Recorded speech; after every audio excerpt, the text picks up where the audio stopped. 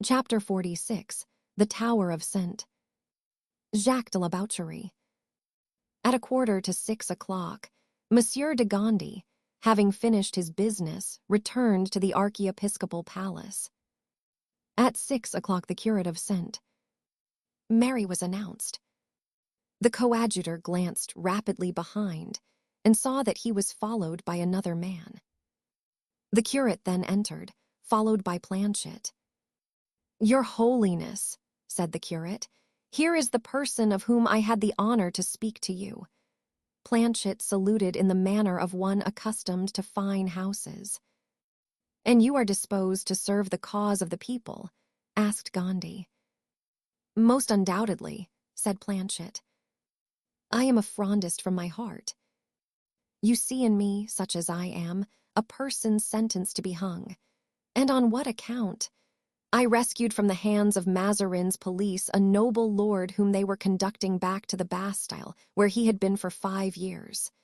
Will you name him? Oh, you know him well, my lord. It is Count de Rochefort." "Ah, really, yes," said the coadjutor. "I have heard this affair mentioned." "You raise the whole district, so they told me." "Very nearly," replied Planchet, with a self-satisfied air. "And your business is that of a confectioner in the Rue des Lombards. Explain to me how it happens that, following so peaceful a business, you had such warlike inclinations. Why does my lord, belonging to the church, now receive me in the dress of an officer, with a sword at his side and spurs to his boots?" "Not badly answered, I' faith," said Gondi, laughing. "But I have, you must know, always had, in spite of my bands, warlike inclinations." "Well, my lord, before I became a confectioner, I myself was 3 years sergeant in the Piedmontese regiment, and before I became sergeant I was for 18 months the servant of Monsieur d'Artagnan." "The lieutenant of musketeers?" asked Gondi. "Himself, my lord, but he is said to be a furious Mazarinist." "Phew," whistled Planchet. "What do you mean by that?" "Nothing, my lord. Monsieur d'Artagnan belongs to the service. Monsieur d'Artagnan makes it his business to defend the cardinal, who pays him as much as we make it ours, we citizens, to attack him whom he robs. You are an intelligent fellow, my friend. Can we count upon you?" "You may count upon me, my lord, provided you want to make a complete upheaval of the city." "'Tis that exactly." "How many men, think you, you could collect together tonight?"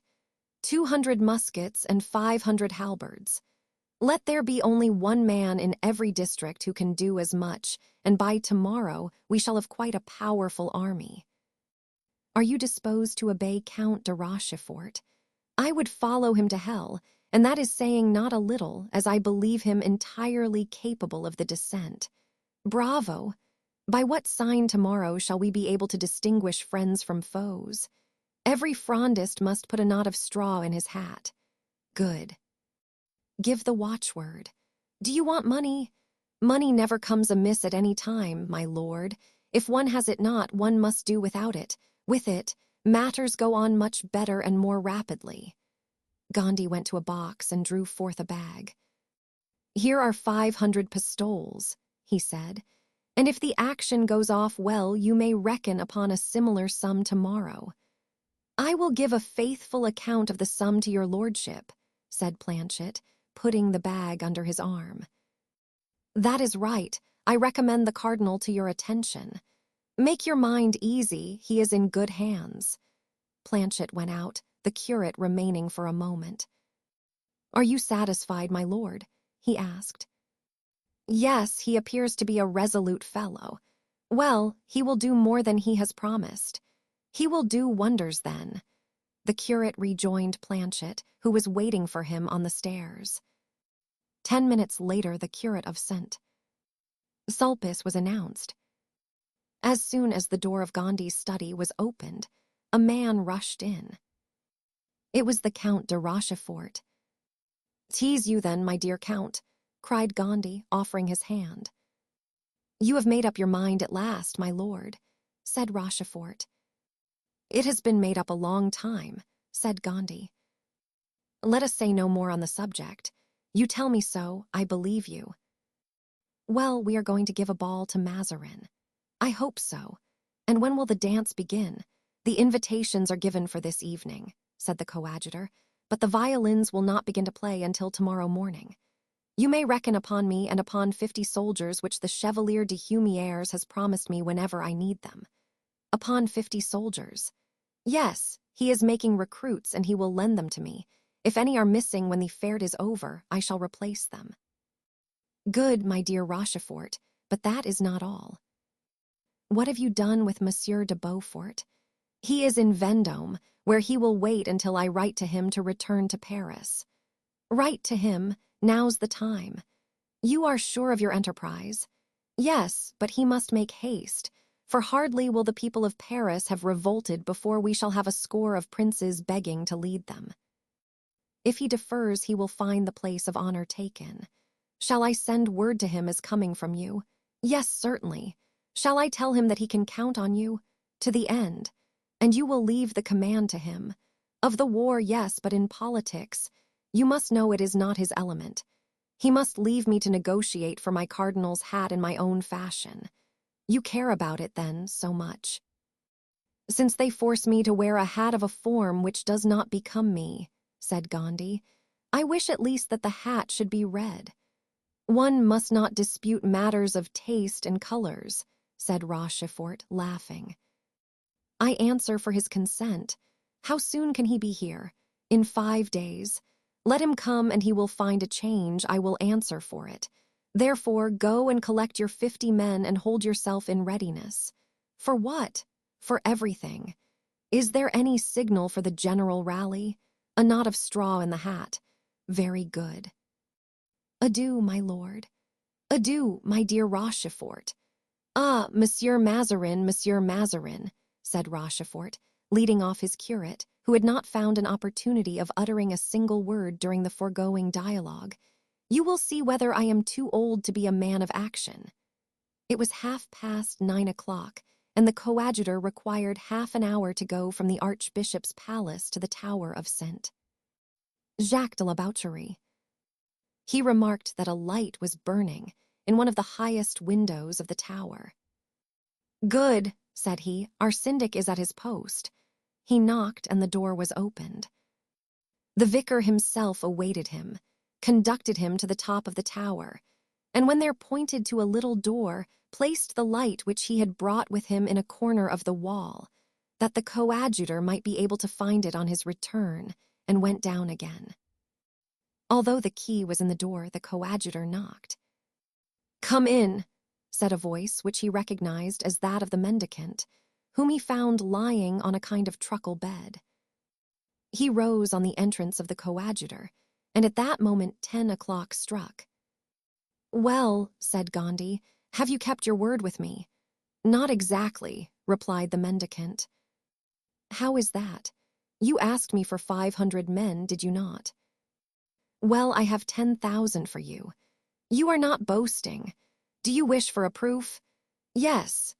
There were 3 candles alight, each of which burnt before a window, one looking upon the city, the other upon the Palais Royal, and a third upon the Rue Saint-Denis. The man went silently to each of the candles, and blew them out one after the other.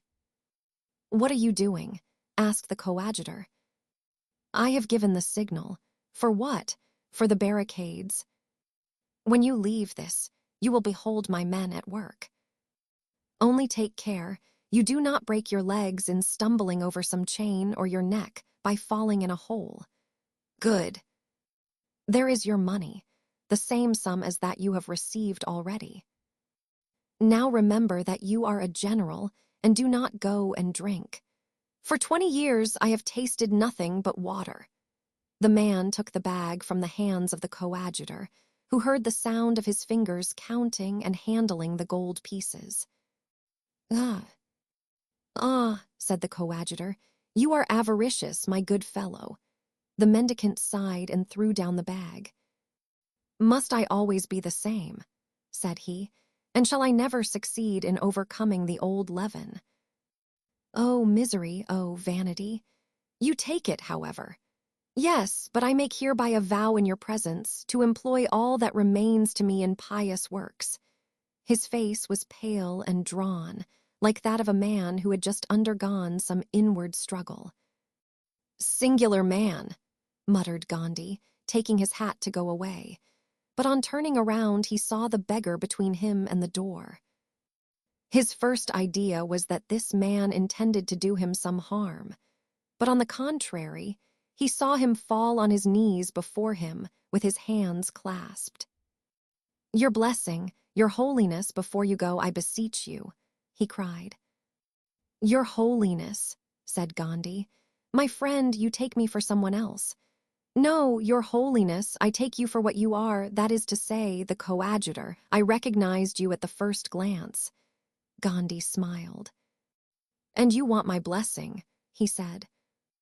Yes, I have need of it. The mendicant uttered these words in a tone of such humility, such earnest repentance, that Gandhi placed his hand upon him and gave him his benediction with all the unction of which he was capable. Now, said Gandhi, there is a communion between us. I have blessed you, and you are sacred to me. Come, have you committed some crime, pursued by human justice, from which I can protect you? The beggar shook his head. The crime which I have committed, my lord, has no call upon human justice, and you can only deliver me from it by blessing me frequently, as you have just done. Come, be candid, said the coadjutor. You have not all your life followed the trade which you do now. No, my lord. I have pursued it for 6 years only. And previously, where were you? In the Bastille. And before you went to the Bastille, I will tell you, my lord, on the day when you are willing to hear my confession. Good. At whatsoever hour of the day or night you may present yourself, remember that I shall be ready to give you absolution. Thank you, my lord, said the mendicant in a hoarse voice. But I am not yet ready to receive it. Very well. Adieu, adieu, your holiness, said the mendicant, opening the door and bending low before the prelate. Chapter 47. The Riot. It was about 11 o'clock at night. Gandhi had not walked 100 steps ere he perceived the strange change which had been made in the streets of Paris. The whole city seemed peopled with fantastic beings. Silent shadows were seen unpaving the streets, and others dragging and upsetting great wagons, whilst others again dug ditches large enough to engulf whole regiments of horsemen. These active beings flitted here and there like so many demons completing some unknown labor. These were the beggars of the Court of Miracles, the agents of the giver of holy water in the square of St. Eustache, preparing barricades for the morrow. Gandhi gazed on these deeds of darkness, on these nocturnal laborers, with a kind of fear. He asked himself if, after having called forth these foul creatures from their dens, he should have the power of making them retire again. He felt almost inclined to cross himself when one of these beings happened to approach him. He reached the Rue Saint-Honoré and went up it toward the Rue de la Ferronnerie. There the aspect changed. Here it was the tradesmen who were running from shop to shop. Their doors seemed closed like their shutters, but they were only pushed to in such a manner as to open and allow the men, who seemed fearful of showing what they carried, to enter, closing immediately. These men were shopkeepers, who had arms to lend to those who had none. One individual went from door to door, bending under the weight of swords, guns, muskets, and every kind of weapon, which he deposited as fast as he could. By the light of a lantern, the coadjutor recognized Planchet. The coadjutor proceeded onward to the quay by way of the Rue de la Monnaie. There he found groups of bourgeois clad in black cloaks or gray, according as they belonged to the upper or lower bourgeoisie. They were standing motionless, while single men passed from one group to another. All these cloaks, gray or black, were raised behind by the point of a sword, or before by the barrel of an arquebuse or a musket. On reaching the Pont Neuf, the coadjutor found it strictly guarded, and a man approached him. "Who are you?" asked the man. "I do not know you for one of us." "Then it is because you do not know your friends, my dear Monsieur Louviers," said the coadjutor, raising his hat. Louviers recognized him and bowed. Gondy continued his way, and went as far as the Tour de Nesle. There he saw a lengthy chain of people, gliding under the walls. They might be said to be a procession of ghosts, for they were all wrapped in white cloaks. When they reached a certain spot, these men appeared to be annihilated, one after the other, as if the earth had opened under their feet. Gondy, edged into a corner, saw them vanish from the first until the last but one. The last raised his eyes, to ascertain, doubtless, that neither his companions nor himself had been watched, and in spite of the darkness, he perceived Gondy. He walked straight up to him and placed a pistol to his throat. "Halloo." "Monsieur de Rochefort," said Gondy, laughing. "Are you a boy to play with firearms?" Rochefort recognized the voice. "Ah, it is you, my lord," said he. "The very same." "What people are you leading thus into the bowels of the earth?" "My 50 recruits from the Chevalier de Humieres, who are destined to enter the light cavalry and who have only received as yet for their equipment their white cloaks." "And where are you going?" "To the house of one of my friends, a sculptor. Only we enter by the trap through which he lets down his marble." "Very good," said Gondy, shaking Rochefort by the hand, who descended in his turn and closed the trap after him. It was now 1 o'clock in the morning, and the coadjutor returned home.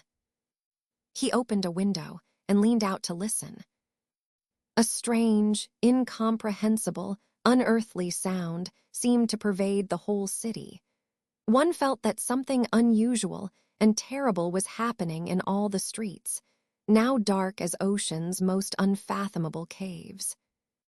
From time to time, a dull sound was heard, like that of a rising tempest or a billow of the sea, but nothing clear, nothing distinct, nothing intelligible. It was like those mysterious subterraneous noises that precede an earthquake. The work of revolt continued the whole night thus. The next morning, on awaking, Paris seemed to be startled at her own appearance. It was like a besieged town. Armed men, shouldering muskets, watched over the barricades with menacing looks. Words of command, patrols, arrests, executions even, were encountered at every step. Those bearing plumed hats and gold swords were stopped and made to cry, "Long live Broussel! Down with Mazarin!" And whoever refused to comply with this ceremony was hooted at, spat upon, and even beaten. They had not yet begun to slay, but it was well felt that the inclination to do so was not wanting. The barricades had been pushed as far as the Palais Royal. From the Rue de Bonnes and Fance to that of the Ferronnerie, from the Rue Saint-Thomas-du-Louvre to the Pont Neuf, from the Rue Richelieu to the Porte Saint-Honoré, there were more than 10,000 armed men. Those who were at the front hurled defiance at the impassive sentinels of the regiment of guards posted around the Palais Royal, the gates of which were closed behind them, a precaution which made their situation precarious. Among these thousands moved, in bands numbering from 100 to 200, pale and haggard men, clothed in rags, who bore a sort of standard on which was inscribed these words: "Behold the misery of the people." Wherever these men passed, frenzied cries were heard, and there were so many of these bands that the cries were to be heard in all directions. The astonishment of Mazarin and of Anne of Austria was great when it was announced to them that the city, which the previous evening they had left entirely tranquil, had awakened to such feverish commotion. Nor would either the one or the other believe the reports that were brought to them, declaring they would rather rely on the evidence of their own eyes and ears. Then a window was opened, and when they saw and heard, they were convinced. Mazarin shrugged his shoulders and pretended to despise the populace. But he turned visibly pale and ran to his closet, trembling all over, locked up his gold and jewels in his caskets, and put his finest diamonds on his fingers. As for the queen, furious and left to her own guidance, she went for the Marechal de la Meilleraie and desired him to take as many men as he pleased and to go and see what was the meaning of this pleasantry. The marshal was ordinarily very adventurous and was wont to hesitate at nothing, and he had that lofty contempt for the populace which army officers usually profess. He took 150 men and attempted to go out by the Pont du Louvre, but there he met Rochefort and his 50 horsemen, attended by more than 500 men. The marshal made no attempt to force that barrier and returned up the quay. But at Pont-Neuf, he found Louviers and his bourgeois. This time the marshal charged, but he was welcomed by musket shots, while stones fell like hail from all the windows. He left there 3 men. He beat a retreat toward the market, but there he met Planchet with his halberdiers. Their halberds were leveled at him threateningly. He attempted to ride over those gray cloaks, but the gray cloaks held their ground, and the marshal retired toward the Rue Saint-Honoré, leaving 4 of his guards dead on the field of battle. The marshal then entered the Rue Saint-Honoré, but there he was opposed by the barricades of the Mendicant of Saint Eustache. They were guarded, not only by armed men, but even by women and children. Master Friquet, the owner of a pistol and of a sword which Louviers had given him, had organized a company of rogues like himself and was making a tremendous racket. The marshal thought this barrier not so well fortified as the others and determined to break through it. He dismounted 20 men to make a breach in the barricade, whilst he and others, remaining on their horses, were to protect the assailants. The 20 men marched straight toward the barrier, but from behind the beams, from among the wagon wheels, and from the heights of the rocks, a terrible fusillade burst forth, and at the same time Planchet's halberdiers appeared at the corner of the Cemetery of the Innocents, and Louviers's bourgeois at the corner of the Rue de la Monnaie. The Marechal de la Meilleraie was caught between 2 fires, but he was brave and made up his mind to die where he was. He returned blow for blow, and cries of pain began to be heard in the crowd. The guards, more skillful, did greater execution, but the bourgeois, more numerous, overwhelmed them with a veritable hurricane of iron. Men fell around him as they had fallen at Rocroi or at Lerida. Fontrailles, his aide-de-camp, had an arm broken. His horse had received a bullet in his neck, and he had difficulty in controlling him, maddened by pain. In short, he had reached that supreme moment when the bravest feel a shudder in their veins, when suddenly, in the direction of the Rue du Arbre Sec, the crowd opened, crying, "Long live the coadjutor!" And Gondy, in surplice and cloak, appeared, moving tranquilly in the midst of the fusillade and bestowing his benedictions to the right and left, as undisturbed as if he were leading a procession of the Fête Dieu. All fell to their knees. The marshal recognized him and hastened to meet him. "Get me out of this, in heaven's name," he said, "or I shall leave my carcass here and those of all my men." A great tumult arose, in the midst of which even the noise of thunder could not have been heard. Gondy raised his hand and demanded silence. All were still.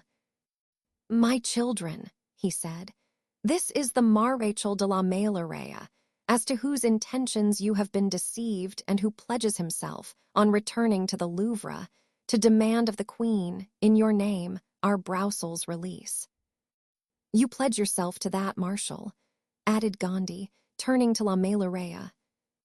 "Morbleu," cried the latter, I should say that I do pledge myself to it. I had no hope of getting off so easily. He gives you his word of honor, said Gandhi. The marshal raised his hand in token of assent. Long live the coadjutor, cried the crowd.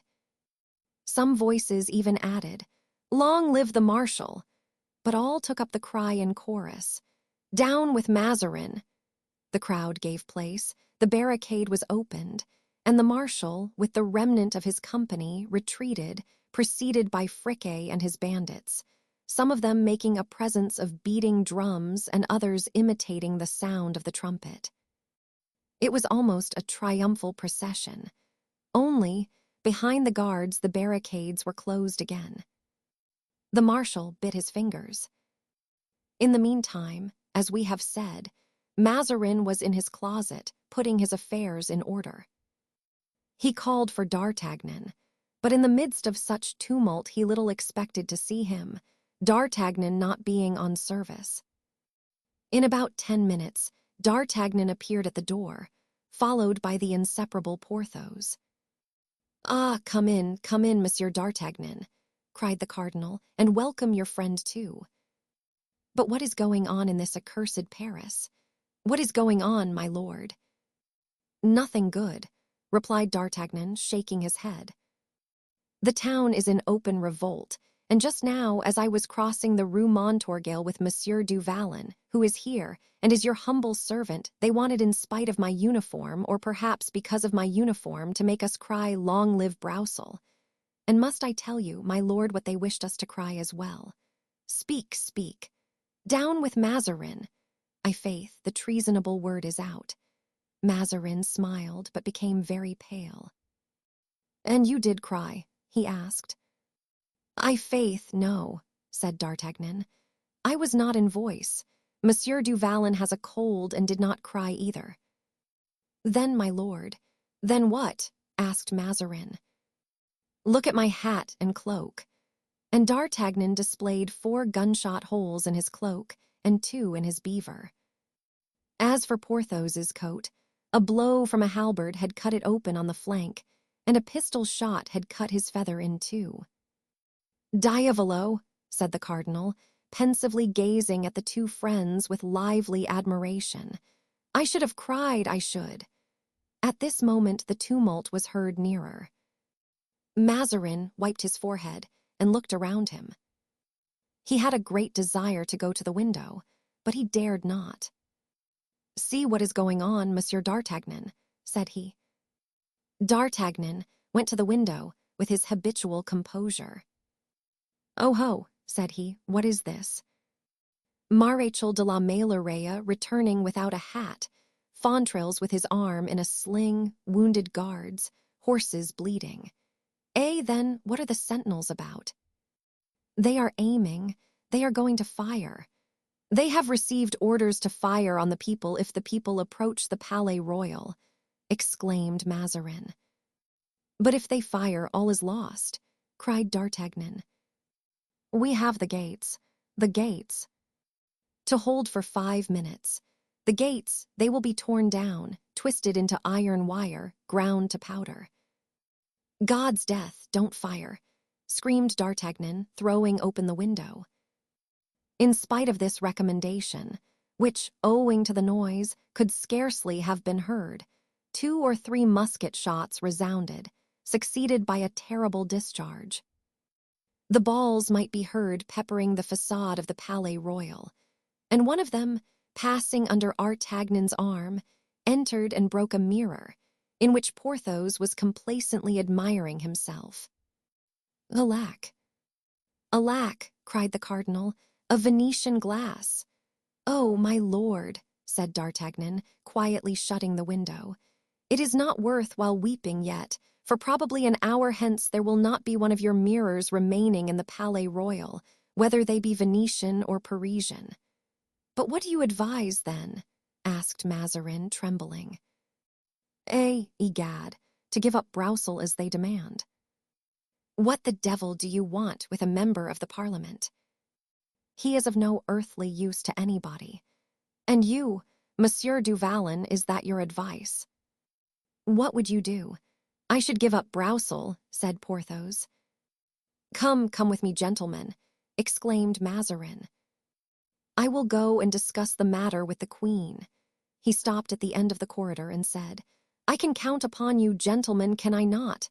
"We do not give ourselves twice over," said D'Artagnan. "We have given ourselves to you. Command, we shall obey."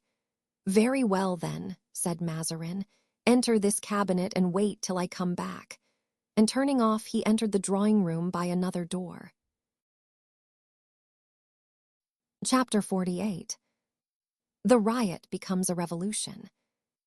The closet into which D'Artagnan and Porthos had been ushered was separated from the drawing-room where the queen was by tapestried curtains only, and this thin partition enabled them to hear all that passed in the adjoining room, whilst the aperture between the two hangings, small as it was, permitted them to see. The queen was standing in the room, pale with anger. Her self-control, however, was so great that it might have been imagined that she was calm. Comminges, Villequier, and Gittant were behind her, and the women again were behind the men. The Chancellor Sequier, who 20 years previously had persecuted her so ruthlessly, stood before her, relating how his carriage had been smashed, how he had been pursued and had rushed into the Hôtel d'Eau, that the hotel was immediately invaded, pillaged, and devastated. Happily, he had time to reach a closet hidden behind tapestry, in which he was secreted by an old woman, together with his brother, the Bishop of Meaux. Then the danger was so imminent, the rioters came so near, uttering such threats, that the Chancellor thought his last hour had come and confessed himself to his brother priest, so as to be all ready to die in case he was discovered. Fortunately, however, he had not been taken.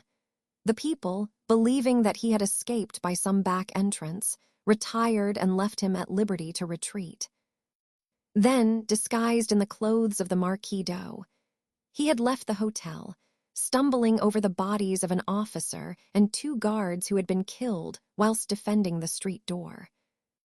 During the recital, Mazarin entered and glided noiselessly up to the queen to listen.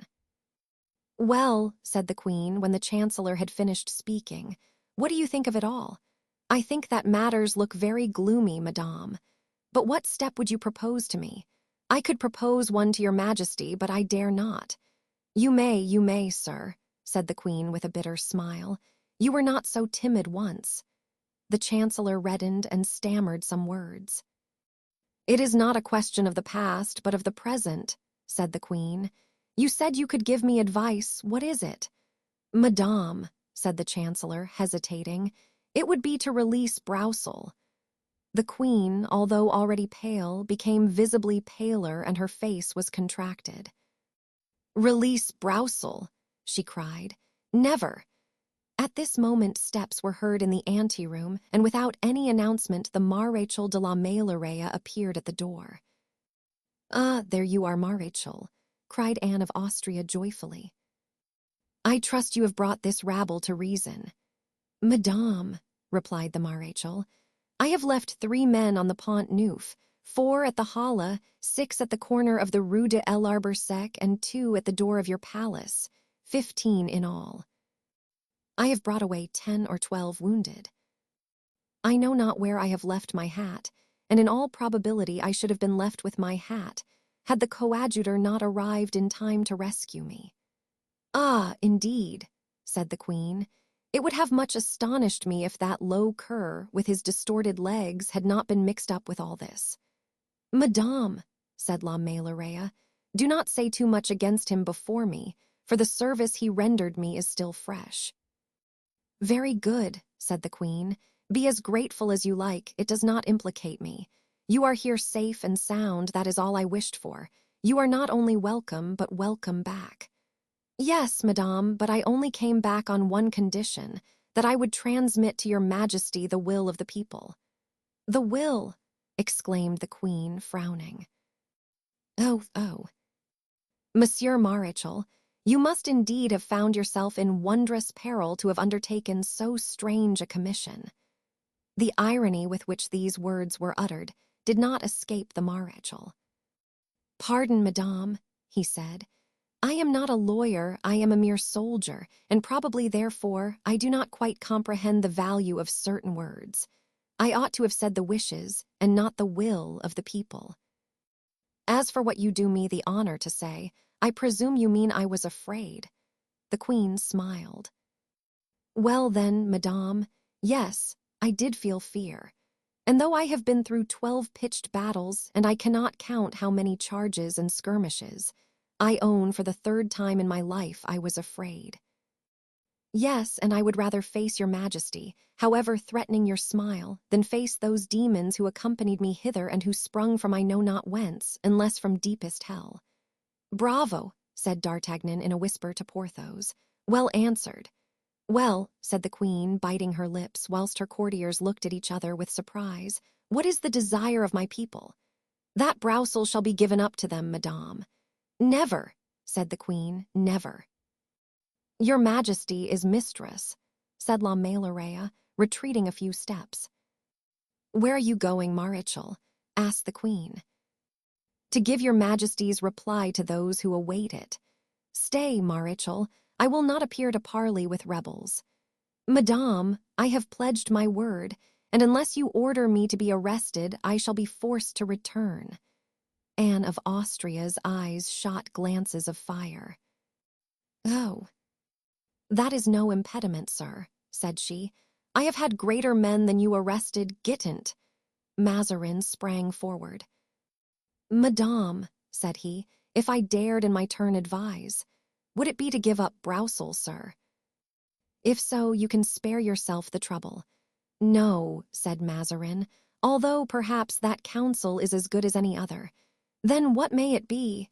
"To call for Monsieur le Coadjuteur." "The coadjutor," cried the Queen, "that dreadful mischief-maker." "It is he who has raised all this revolt." "The more reason," said Mazarin. "If he has raised it, he can put it down." "And hold, madame," suggested Comminges, who was near a window, out of which he could see. "Hold, the moment is a happy one, for there he is now, giving his blessing in the square of the Palais Royal." The Queen sprang to the window. "It is true," she said. "The arch-hypocrites see." "I see," said Mazarin, "that everybody kneels before him, although he be but coadjutor, whilst I, were I in his place, though I am cardinal, should be torn to pieces." "I persist, then, madame, in my wish." He laid an emphasis on the word, "that your Majesty should receive the coadjutor." "And wherefore do you not say, like the rest, your will?" replied the Queen in a low voice. Mazarin bowed. "Monsieur le Marechal," said the Queen after a moment's reflection, "go and find the coadjutor and bring him to me." "And what shall I say to the people?" "That they must have patience," said Anne, "as I have." The fiery Spanish woman spoke in a tone so imperative that the Marechal made no reply. He bowed and went out. D'Artagnan turned to Porthos. "How will this end?" he said. "We shall soon see," said Porthos, in his tranquil way. In the meantime, Anne of Austria approached Comminges and conversed with him in a subdued tone, whilst Mazarin glanced uneasily at the corner occupied by D'Artagnan and Porthos. Ere long the door opened, and the Marechal entered, followed by the coadjutor. "There, madame," he said, "is Monsieur Gondy, who hastens to obey your Majesty's summons." The Queen advanced a few steps to meet him, and then stopped, cold, severe, unmoved, with her lower lip scornfully protruded. Gondy bowed respectfully. "Well, sir," said the Queen, "what is your opinion of this riot?" "That it is no longer a riot, madame," he replied, "but a revolt." "The revolt is at the door of those who think my people can rebel," cried Anne, unable to dissimulate before the coadjutor, whom she looked upon, and probably with reason, as the promoter of the tumult. Revolt. Thus it is called by those who have wished for this demonstration, and who are, perhaps, the cause of it. But wait. The king's authority will put all this to rights. Was it to tell me that, madame, coldly replied Gondy, "that your Majesty admitted me to the honor of entering your presence." "No, my dear coadjutor," said Mazarin. "It was to ask your advice in the unhappy dilemma in which we find ourselves." "Is it true," asked Gondy, feigning astonishment, "that Her Majesty summoned me to ask for my opinion?" "Yes," said the Queen, "it is requested." The coadjutor bowed. "Your Majesty wishes, then, you to say what you would do in her place," Mazarin hastened to reply. The coadjutor looked at the Queen, who replied by a sign in the affirmative. "Were I in Her Majesty's place," said Gondy coldly, "I should not hesitate, I should release Broussel." "And if I do not give him up, what think you will be the result?" exclaimed the Queen. "I believe that not a stone in Paris will remain unturned," put in the Marechal.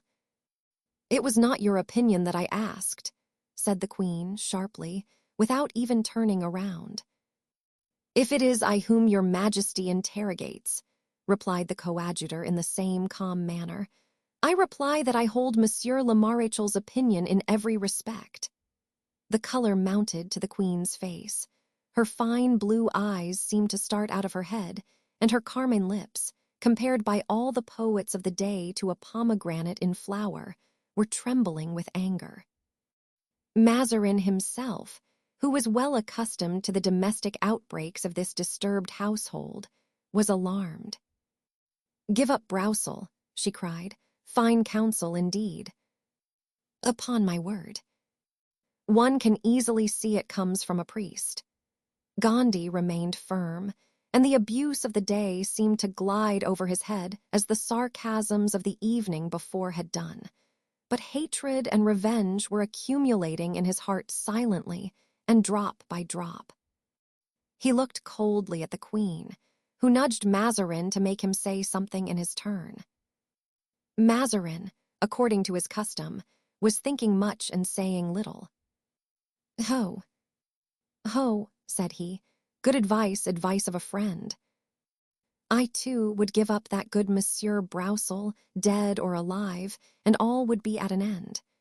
"If you yield him dead, all will indeed be at an end, my lord, but quite otherwise than you mean." "Did I say dead or alive?" replied Mazarin. "It was only a way of speaking. You know I am not familiar with the French language, which you, Monsieur le Coadjuteur, both speak and write so well." "This is a council of state," D'Artagnan remarked to Porthos, "but we held better ones at La Rochelle with Athos and Aramis." "At the St. Gervais bastion," said Porthos. "There and elsewhere."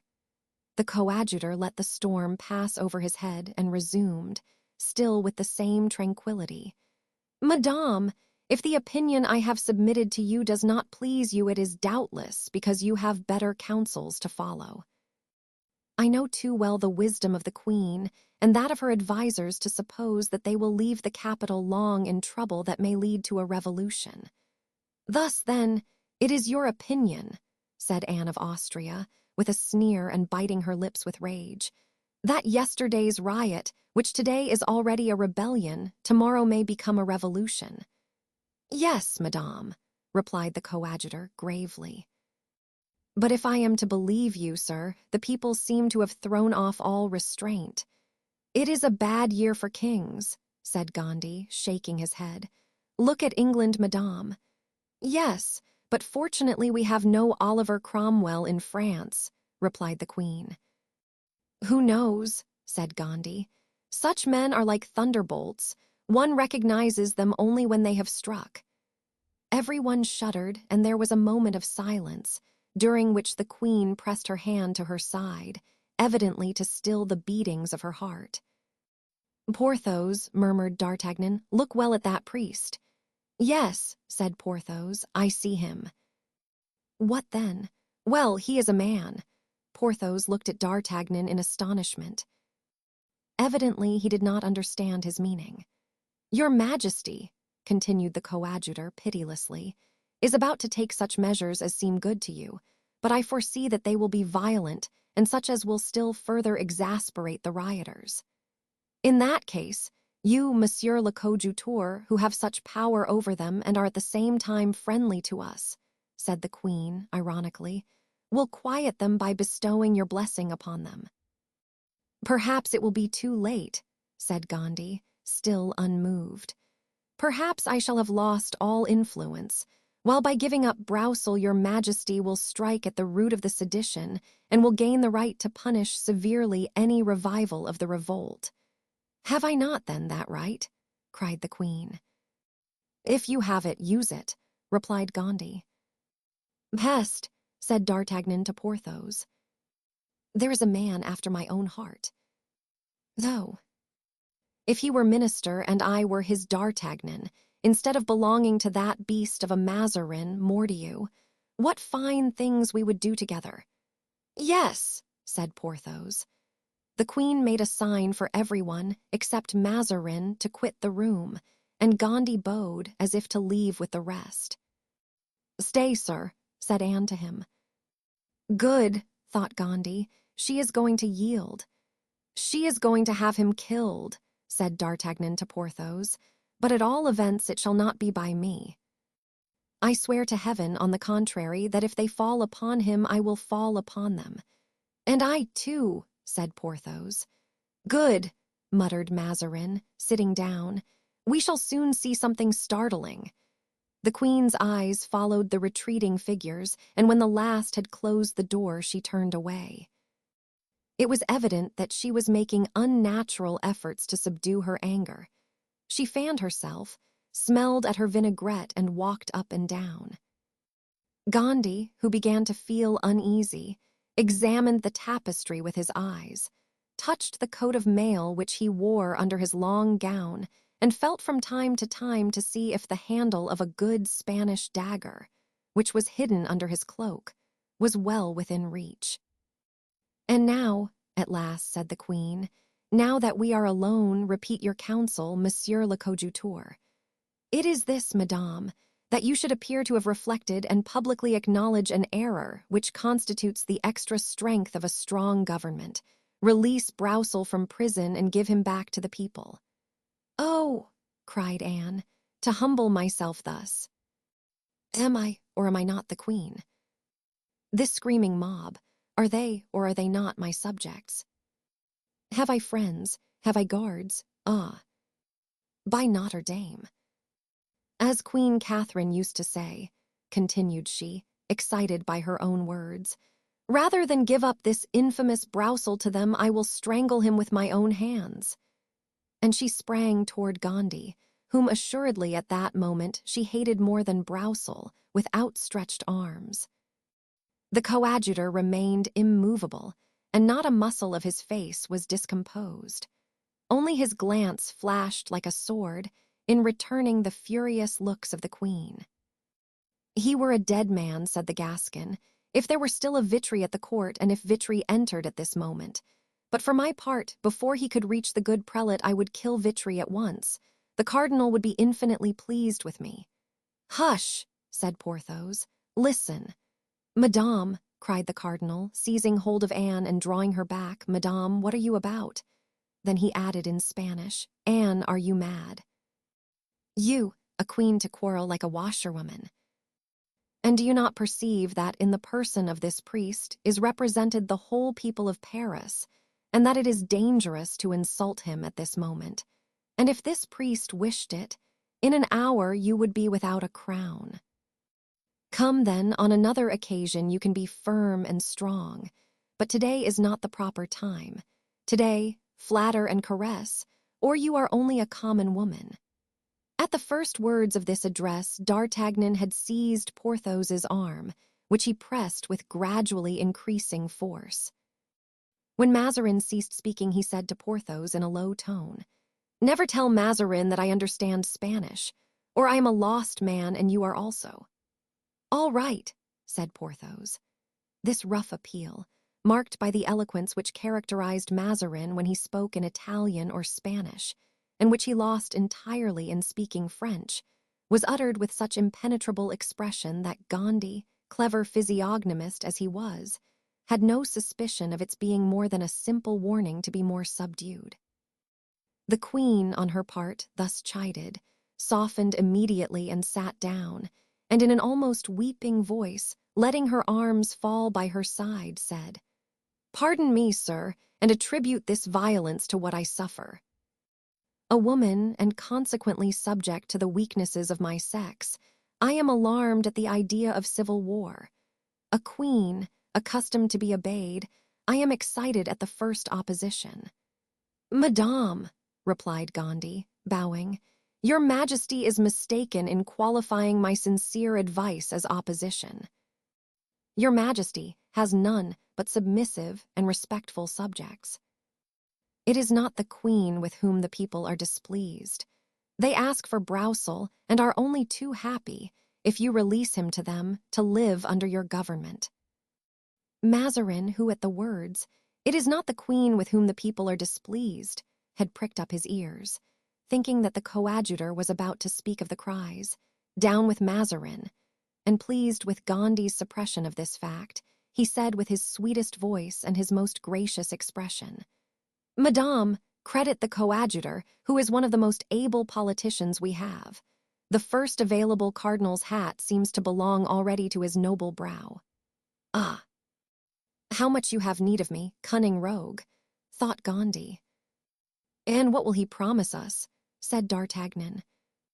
"Peste, if he is giving away hats like that, Porthos, let us look out and both demand a regiment tomorrow. Corbleu, let the civil war last but 1 year, and I will have a constable's sword gilt for me." "And for me," put in Porthos. "For you. I will give you the baton of the Maréchal de la Meilleraie, who does not seem to be much in favor just now." "And so, sir," said the queen, "you are seriously afraid of a public tumult." "Seriously," said Gandhi, astonished at not having further advanced. "I fear that when the torrent has broken its embankment it will cause fearful destruction."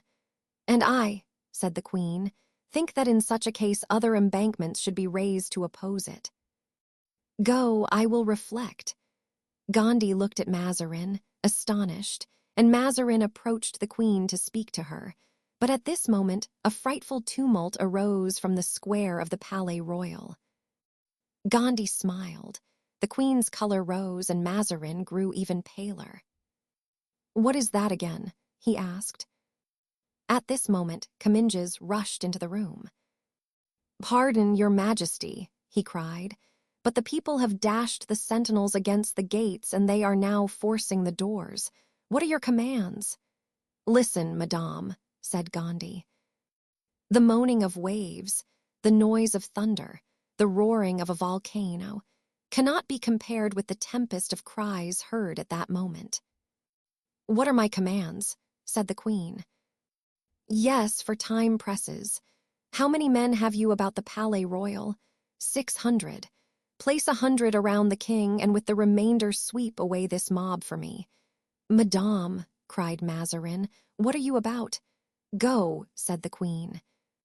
Comminges went out with a soldier's passive obedience. At this moment, a monstrous battering was heard. One of the gates began to yield. "Oh, Madame," cried Mazarin, "you have ruined us all, the king, yourself, and me." At this cry from the soul of the frightened cardinal, Anne became alarmed in her turn and would have recalled Comminges. "It is too late," said Mazarin, tearing his hair. "Too late." The gale had given way. Hoarse shouts were heard from the excited mob. D'Artagnan put his hand to his sword, motioning to Porthos to follow his example. "Save the queen," cried Mazarin to the coadjutor. Gandhi sprang to the window and threw it open. He recognized Louviers at the head of a troop of about 3,000 or 4,000 men. "Not a step further," he shouted. "The queen is signing." "What are you saying?" asked the queen. "The truth, madame," said Mazarin, placing a pen and a paper before her. "You must." Then he added, "Sign, Anne, I implore you, I command you." The queen fell into a chair, took the pen, and signed. The people, kept back by Louviers, had not made another step forward. But the awful murmuring, which indicates an angry people, continued. The Queen had written, "The keeper of the prison at Saint Germain will set Councillor Broussel at liberty," and she had signed it. The coadjutor, whose eyes devoured her slightest movements, seized the paper immediately the signature had been affixed to it, returned to the window and waved it in his hand. "This is the order," he said. All Paris seemed to shout with joy, and then the air resounded with the cries of "Long live Broussel!" "Long live the coadjutor!" "Long live the Queen!" cried de Gondi, but the cries which replied to his were poor and few, and perhaps he had but uttered it to make Anne of Austria sensible of her weakness. "And now that you have obtained what you want, go," said she, "Monsieur de Gondi." "Whenever Her Majesty has need of me," replied the coadjutor, bowing, "Her Majesty knows I am at her command." "Ah, cursed priest!" cried Anne, when he had retired, stretching out her arm to the scarcely closed door. "One day I will make you drink the dregs of the atrocious gall you have poured out on me today." Mazarin wished to approach her. "Leave me," she exclaimed. "You are not a man," and she went out of the room. "It is you who are not a woman," muttered Mazarin. Then, after a moment of reverie, he remembered where he had left D'Artagnan and Porthos, and that they must have overheard everything. He knit his brows and went direct to the tapestry, which he pushed aside. The closet was empty. At the Queen's last word, D'Artagnan had dragged Porthos into the gallery. Thither Mazarin went in his turn, and found the two friends walking up and down. "Why did you leave the closet, Monsieur d'Artagnan?" asked the cardinal. "Because," replied D'Artagnan, "the Queen desired everyone to leave, and I thought that this command was intended for us as well as for the rest. And you have been here since." "About a quarter of an hour," said D'Artagnan, motioning to Porthos not to contradict him. Mazarin saw the sign and remained, convinced that D'Artagnan had seen and heard everything, but he was pleased with his falsehood. "Decidedly, Monsieur d'Artagnan, you are the man I have been seeking. You may reckon upon me, and so may your friend." Then, bowing to the two musketeers with his most gracious smile, he re-entered his closet more calmly, for on the departure of de Gondi the uproar had ceased as though by enchantment. Chapter 49. Misfortune refreshes the memory. Anne of Austria returned to her oratory, furious. "What?" she cried, wringing her beautiful hands. "What?" "The people have seen Monsieur de Condé, a prince of the blood royal, arrested by my mother-in-law, Maria de Médicis. They saw my mother-in-law, their former regent, expelled by the cardinal. They saw Monsieur de Vendôme, that is to say, the son of Henry IV, a prisoner at Vincennes. And whilst these great personages were imprisoned, insulted, and threatened, they said nothing. And now for a Broussel. Good God! What, then, is to become of royalty?" The Queen unconsciously touched here upon the exciting question. The people had made no demonstration for the princes, but they had risen for Broussel. They were taking the part of a plebeian, and in defending Broussel, they instinctively felt they were defending themselves. During this time, Mazarin walked up and down the study, glancing from time to time at his beautiful Venetian mirror, starred in every direction. "Ah," he said, "it is sad, I know well, to be forced to yield thus, but pshaw. We shall have our revenge. What matters it about Broussel? It is a name, not a thing." Mazarin, clever politician as he was for once mistaken. Broussel was a thing, not a name. The next morning, therefore, when Broussel made his entrance into Paris in a large carriage, having his son Louviers at his side and Friquet behind the vehicle, the people threw themselves in his way and cries of "Long live Broussel!" "Long live our father!" resounded from all parts and was death to Mazarin's ears, and the cardinal's spies brought bad news from every direction, which greatly agitated the minister, but was calmly received by the Queen. The latter seemed to be maturing in her mind some great stroke, a fact which increased the uneasiness of the cardinal, who knew the proud princess and dreaded much the determination of Anne of Austria. The coadjutor returned to Parliament more a monarch than king, queen, and cardinal, all three together. By his advice, a decree from Parliament summoned the citizens to lay down their arms and demolish the barricades. They now knew that it required but 1 hour to take up arms again, and 1 night to reconstruct the barricades. Rochefort had returned to the Chevalier de Humieres his 50 horsemen, less too, missing at roll call.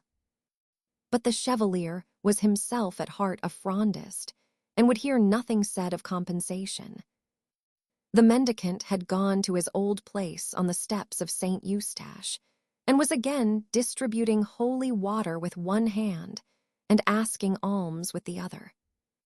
No one could suspect that those two hands had been engaged with others in drawing out from the social edifice the keystone of royalty. Louviers was proud and satisfied. He had taken revenge on Mazarin and had aided in his father's deliverance from prison. His name had been mentioned as a name of terror at the Palais Royal. Laughingly, he said to the councillor, restored to his family, "Do you think, father, that if now I should ask for a company, the queen would give it to me?" D'Artagnan profited by this interval of calm to send away Réal, whom he had great difficulty in keeping shut up during the riot, and who wished positively to strike a blow for one party or the other. Réal had offered some opposition at first, but D'Artagnan made use of the Comte de la Fere's name, and after paying a visit to Madame de Chevreuse, Réal started to rejoin the army. Rochefort alone was dissatisfied with the termination of affairs. He had written to the Duc de Beaufort to come, and the Duke was about to arrive, and he would find Paris tranquil. He went to the coadjutor to consult with him whether it would not be better to send word to the Duke to stop on the road, but Gondy reflected for a moment and then said, "Let him continue his journey." "All is not then over?" asked Rochefort. "My dear Count, we have only just begun. What induces you to think so? The knowledge that I have of the Queen's heart, she will not rest contented beaten. Is she, then, preparing for a stroke? I hope so. Come, let us see what you know. I know that she has written to the prince to return in haste from the army." "Ah." Said Rochefort, "you are right. We must let Monsieur de Beaufort come." In fact, the evening after this conversation, the report was circulated that the Prince de Condé had arrived. It was a very simple, natural circumstance, and yet it created a profound sensation. It was said that Madame de Longueville, for whom the prince had more than a brother's affection, and in whom he had confided, had been indiscreet. His confidence had unveiled the sinister project of the queen. Even on the night of the prince's return, some citizens bolder than the rest, such as the sheriffs, captains, and the quartermaster, went from house to house among their friends, saying, "Why do we not take the king and place him in the Hôtel de Ville? It is a shame to leave him to be educated by our enemies, who will give him evil counsel, whereas, brought up by the coadjutor, for instance, he would imbibe national principles and love his people." That night the question was secretly agitated, and on the morrow the gray and black cloaks, the patrols of armed shop people, and the bands of mendicants reappeared. The queen had passed the night in lonely conference with the prince, who had entered the oratory at midnight and did not leave till 5 o'clock in the morning. At 5 o'clock, Anne went to the cardinal's room. If she had not yet taken any repose, he at least was already up. 6 days had already passed out of the 10 he had asked from Mordaunt. He was therefore occupied in revising his reply to Cromwell, when someone knocked gently at the door of communication with the Queen's apartments. Anne of Austria alone was permitted to enter by that door. The cardinal, therefore, rose to open it. The queen was in a morning gown, but it became her still, for, like Diana of Poictiers and Ninon, Anne of Austria enjoyed the privilege of remaining ever beautiful. Nevertheless, this morning she looked handsomer than usual, for her eyes had all the sparkle inward satisfaction adds to expression. "What is the matter, madame?" said Mazarin uneasily. "You seem secretly elated." "Yes, Giulio," she said, proud and happy, "for I have found the means of strangling this hydra." "You are a great politician, my queen," said Mazarin. "Let us hear the means." And he hid what he had written by sliding the letter under a folio of blank paper. "You know," said the queen, "that they want to take the king away from me." "Alas!" "Yes, and to hang me. They shall not have the king, nor hang me. Listen.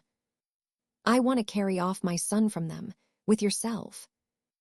I wish that this event, which on the day it is known will completely change the aspect of affairs, should be accomplished without the knowledge of any others but yourself, myself, and a third person. And who is this third person? Monsieur le Prince. He has come then, as they told me, last evening, and you have seen him. He has just left me. And will he aid this project? The plan is his own. And Paris? He will starve it out and force it to surrender at discretion. The plan is not wanting in grandeur. I see but one impediment. What is it? Impossibility. A senseless word. Nothing is impossible. On paper, in execution. We have money. A little, said Mazarin, trembling, lest Anne should ask to draw upon his purse. Troops, 5,000 or 6,000 men. Courage, plenty. Then the thing is easy. Oh, do think of it, Giulio. Paris, this odious Paris, waking up one morning without queen or king, surrounded, besieged, famished, having for its sole resource its stupid parliament and their coadjutor with crooked limbs. Charming. Charming, said Mazarin. I can imagine the effect. I do not see the means. I will find the means myself. You are aware it will be war, civil war, furious, devouring, implacable. Oh. Yes, yes, war, said Anne of Austria.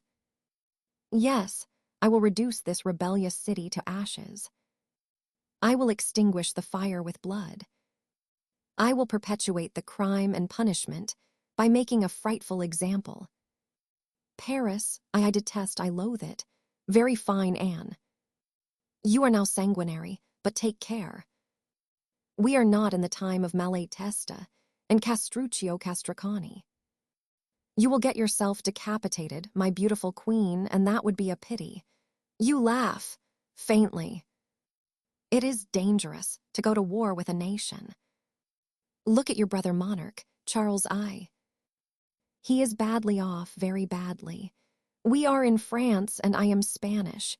So much the worse. I had much rather you were French and myself also. They would hate us both less.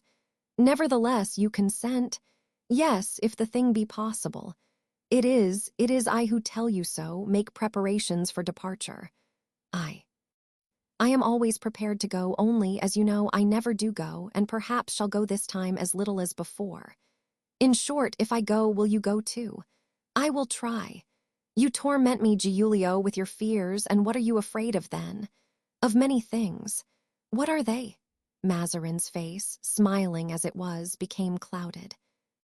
Anne, said he, you are but a woman, and as a woman you may insult men at your ease, knowing that you can do it with impunity. You accuse me of fear. I have not so much as you have, since I do not fly as you do. Against whom do they cry out? Is it against you, or against myself? Whom would they hang, yourself or me? Well, I can weather the storm, I whom, notwithstanding, you tax with fear. Not with bravado, that is not my way, but I am firm. Imitate me. Make less hubbub, and think more deeply. You cry very loud, you end by doing nothing. You talk of flying. Mazarin shrugged his shoulders and, taking the queen's hand, led her to the window. "Look," he said. "Well," said the queen, blinded by her obstinacy. "Well, what do you see from this window?" "If I am not mistaken, those are citizens, helmeted and mailed, armed with good muskets, as in the time of the League, and whose eyes are so intently fixed on this window that they will see you if you raise that curtain much. And now come to the other side. What do you see?" "Creatures of the people, armed with halberds, guarding your doors." "You will see the same at every opening from this palace, to which I should lead you. Your doors are guarded, the air holes of your cellars are guarded, and I could say to you, as that good La Ramee said to me of the Duc de Beaufort, you must be either bird or mouse to get out. He did get out, nevertheless. Do you think of escaping in the same way? I am a prisoner, then. Parbleu, said Mazarin, I have been proving it to you this last hour. And he quietly resumed his dispatch at the place where he had been interrupted. Anne, trembling with anger and scarlet with humiliation, left the room, shutting the door violently after her. Mazarin did not even turn around. When once more in her own apartment, Anne fell into a chair and wept, then suddenly struck with an idea. "I am saved," she exclaimed, rising. "Oh, yes. Yes. I know a man who will find the means of taking me from Paris, a man I have too long forgotten." Then, falling into a reverie, she added, however, with an expression of joy, "Ungrateful woman that I am! For 20 years I have forgotten this man, whom I ought to have made a Maréchal of France. My mother-in-law expended gold, caresses, dignities on Concini, who ruined her. The king made Vitry Maréchal of France for an assassination, while I have left in obscurity, in poverty, the noble D'Artagnan who saved me." And running to a table on which were paper, pens, and ink, she hastily began to write. Chapter 50. The Interview. It had been D'Artagnan's practice, ever since the riots, to sleep in the same room as Porthos, and on this eventful morning he was still there, sleeping and dreaming that a yellow cloud had overspread the sky and was raining gold pieces into his hat, which he held out till it was overflowing with pistoles. As for Porthos, he dreamed that the panels of his carriage were not capacious enough to contain the armorial bearings he had ordered to be painted on them. They were both aroused at 7 o'clock by the entrance of an unliveried servant, who brought a letter for D'Artagnan. "From whom?" asked the Gascon. "From the Queen," replied the servant. "Oh," said Porthos, raising himself in his bed. "What does she say?" D'Artagnan requested the servant to wait in the next room, and when the door was closed, he sprang up from his bed and read rapidly, whilst Porthos looked at him with starting eyes, not daring to ask a single question. "Friend Porthos," said D'Artagnan, handing the letter to him, "this time, at least, you are sure of your title of baron, and I of my captaincy. Read for yourself and judge." Porthos took the letter and with a trembling voice read the following words. "The Queen wishes to speak to Monsieur D'Artagnan, who must follow the bearer." "Well," exclaimed Porthos, "I see nothing in that very extraordinary." "But I see much that is very extraordinary in it," replied D'Artagnan. "It is evident, by their sending for me, that matters are becoming complicated. Just reflect a little what an agitation the Queen's mind must be in for her to have remembered me after 20 years. "It is true," said Porthos. "Sharpen your sword, Baron, load your pistols, and give some corn to the horses, for I will answer for it, something lightning-like will happen ere tomorrow." "But, stop, do you think it can be a trap that they are laying for us?" suggested Porthos, incessantly thinking how his greatness must be irksome to inferior people. "If it is a snare," replied D'Artagnan, "I shall scent it out, be assured. If Mazarin is an Italian, I am a Gascon, and D'Artagnan dressed himself in an instant. Whilst Porthos, still in bed, was hooking on his cloak for him, a second knock at the door was heard. "Come in," exclaimed D'Artagnan, and another servant entered. From His Eminence, Cardinal Mazarin, presenting a letter. D'Artagnan looked at Porthos. "A complicated affair," said Porthos. "Where will you begin? It is arranged capitally. His Eminence expects me in half an hour." "Good. My friend," said D'Artagnan, turning to the servant, "tell His Eminence that in half an hour I shall be at his command." "It is very fortunate," resumed the Gascon, when the valet had retired, "that he did not meet the other one. Do you not think that they have sent for you both for the same thing? I do not think it, I am certain of it." "Quick, quick, D'Artagnan. Remember that the Queen awaits you, and after the Queen, the Cardinal, and after the Cardinal, myself." D'Artagnan summoned Anne of Austria's servant and signified that he was ready to follow him into the Queen's presence. The servant conducted him by the Rue des Petits Champs, and turning to the left, entered the little garden gate leading into the Rue Richelieu. Then they gained the private staircase, and D'Artagnan was ushered into the oratory. A certain emotion, for which he could not account, made the lieutenant's heart beat. He had no longer the assurance of youth. Experience had taught him the importance of past events. Formerly, he would have approached the Queen as a young man who bends before a woman.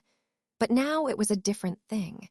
He answered her summons as an humble soldier obeys an illustrious general.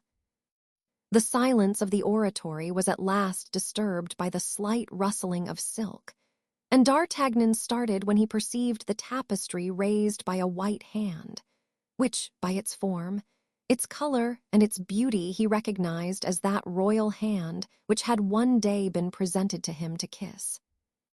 The Queen entered. "It is you, Monsieur D'Artagnan," she said, fixing a gaze full of melancholy interest on the countenance of the officer, "and I know you well. Look at me well in your turn. I am the Queen. Do you recognize me?" "No, madame," replied D'Artagnan.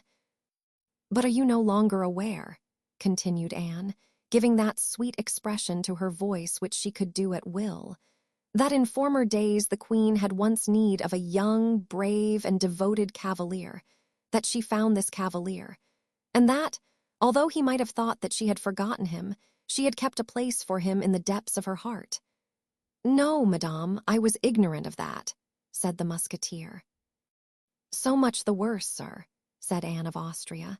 "So much the worse, at least for the Queen, for today she has need of the same courage and the same devotion." "What?" exclaimed D'Artagnan. "Does the Queen, surrounded as she is by such devoted servants, such wise counselors, men, in short, so great by merit or position, does she deign to cast her eyes on an obscure soldier?" Anne understood this covert reproach and was more moved than irritated by it. She had many a time felt humiliated by the self-sacrifice and disinterestedness shown by the Gascon gentleman. She had allowed herself to be exceeded in generosity. "All that you tell me of those by whom I am surrounded, Monsieur D'Artagnan, is doubtless true," said the Queen, "but I have confidence in you alone. I know that you belong to the Cardinal, but belong to me as well, and I will take upon myself the making of your fortune. Come, will you do today what formerly the gentleman you do not know did for the Queen?" "I will do everything your Majesty commands," replied D'Artagnan. The Queen reflected for a moment, and then, seeing the cautious demeanor of the musketeer, "Perhaps you like repose," she said. "I do not know, for I have never had it, madame. Have you any friends? I had 3, 2 of whom have left Paris to go I know not where. One alone is left to me, but he is one of those known, I believe, to the cavalier of whom your Majesty did me the honor to speak." "Very good," said the Queen. "You and your friend are worth an army. What am I to do, madame? Return at 5 o'clock, and I will tell you. But do not breathe to a living soul, sir, the rendezvous which I give you. No, madame. Swear it upon the cross. Madame, I have never been false to my word. When I say I will not do a thing, I mean it. The queen, although astonished at this language, to which she was not accustomed from her courtiers, argued from it a happy omen of the zeal with which D'Artagnan would serve her in the accomplishment of her project. It was one of the Gascon's artifices to hide his deep cunning, occasionally, under an appearance of rough loyalty. "Has the queen any further commands for me now?" asked D'Artagnan. "No, sir," replied Anne of Austria, "and you may retire until the time that I mentioned to you." D'Artagnan bowed and went out. "Diable!" he exclaimed when the door was shut. "They seem to have the greatest need of me just now." Then, as the half-hour had already glided by, he crossed the gallery and knocked at the cardinal's door. Bernouin introduced him. "I come for your commands, my lord," he said. And according to his custom, D'Artagnan glanced rapidly around and remarked that Mazarin had a sealed letter before him. But it was so placed on the desk that he could not see to whom it was addressed. "You come from the queen," said Mazarin, looking fixedly at D'Artagnan. "Aye." "My lord, who told you that?" "Nobody, but I know it." "I regret infinitely to tell you, my lord, that you are mistaken," replied the Gascon, impudently, firm to the promise he had just made to Anne of Austria. "I opened the door of the anteroom myself, and I saw you enter at the end of the corridor, because I was shown up the private stairs. How so? I know not. It must have been a mistake." Mazarin was aware that it was not easy to make D'Artagnan reveal anything he was desirous of hiding, so he gave up, for the time, the discovery of the mystery the Gascon was concealing. "Let us speak of my affairs," said Mazarin, "since you will tell me naught of yours. Are you fond of traveling? My life has been passed on the high road. Would anything retain you particularly in Paris? Nothing but an order from a superior would retain me in Paris. Very well. Here is a letter which must be taken to its address. To its address, my lord. But it has none. In fact, the side of the letter opposite the seal was blank. "I must tell you," resumed Mazarin, "that it is in a double envelope. I understand, and I am to take off the first one when I have reached a certain place. Just so, take it and go. You have a friend, Monsieur du Vallon, whom I like much. Let him accompany you." "The devil!" said D'Artagnan to himself. "He knows that we overheard his conversation yesterday, and he wants to get us away from Paris." "Do you hesitate?" asked Mazarin. "No, my lord, and I will set out at once." "There is one thing only which I must request." "What is it?" "Speak, that your eminence will go at once to the queen." "What for?" "Merely to say these words. I am going to send Monsieur D'Artagnan away, and I wish him to set out directly." "I told you," said Mazarin, "that you had seen the queen." "I had the honor of saying to your eminence that there had been some mistake." "What is the meaning of that?" "May I venture to repeat my prayer to your eminence?" "Very well, I will go." "Wait here for me." And looking attentively around him, to see if he had left any of his keys in his closets, Mazarin went out. 10 minutes elapsed, during which D'Artagnan made every effort to read through the first envelope what was written on the second. But he did not succeed. Mazarin returned, pale and evidently thoughtful. He seated himself at his desk, and D'Artagnan proceeded to examine his face, as he had just examined the letter he held. But the envelope which covered his countenance appeared as impenetrable as that which covered the letter. "Ah," thought the Gascon, "he looks displeased. Can it be with me? He meditates. Is it about sending me to the Bastille? All very fine, my lord, but at the very first hint you give of such a thing I will strangle you and become Frondist. I should be carried home in triumph like Monsieur Broussel, and Athos would proclaim me the French Brutus. It would be exceedingly droll. The Gascon, with his vivid imagination, had already seen the advantage to be derived from his situation. Mazarin gave, however, no order of the kind, but on the contrary began to be insinuating. "You were right," he said, "my dear Monsieur d'Artagnan, and you cannot set out yet. I beg you to return me that dispatch." D'Artagnan obeyed, and Mazarin ascertained that the seal was intact. "I shall want you this evening," he said, "return in 2 hours." "My lord," said D'Artagnan, "I have an appointment in 2 hours which I cannot miss." "Do not be uneasy," said Mazarin. "It is the same." "Good," thought D'Artagnan. "I fancied it was so. Return, then, at 5 o'clock and bring that worthy Monsieur du Vallon with you. Only leave him in the anteroom, as I wish to speak to you alone." D'Artagnan bowed and thought, both at the same hour, both commands alike, both at the Palais Royal. Monsieur de Gondi would pay 100,000 francs for such a secret. "You are thoughtful," said Mazarin, uneasily. "Yes, I was thinking whether we ought to come armed or not." "Armed to the teeth," replied Mazarin.